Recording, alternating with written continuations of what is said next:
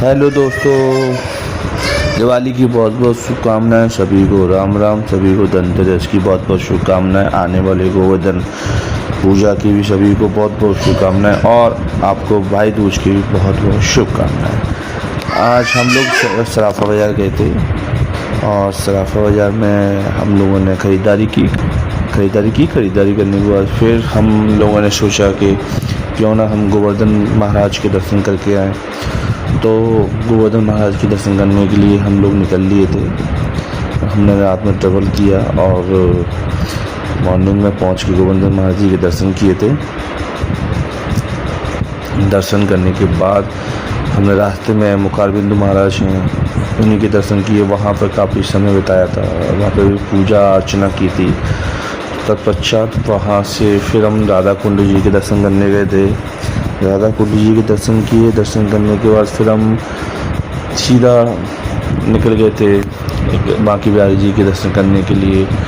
ऐसे ही हमने कुछ मंदिरों पर भ्रमण किया और भ्रमण करने के बाद फिर हम सीधा वापस ग्वालियर के लिए आ गए थे। सबसे अच्छा पल यही रहा था कि हर जगह बांके बिहारी जी की गूंज, श्री कृष्णा श्री राधे, श्री कृष्णा श्री राधे, सब यही चल रहा था और इसका एक अलग ही आनंद प्राप्त हो रहा था इन सब गलियों में। बाकी कृष्ण बिहारी कुंज बिहारी के नाम से जो ये यात्रा हुई है बहुत ही अच्छी हुई है और इस यात्रा में बहुत अच्छा हमें आनंद प्राप्त हुआ था।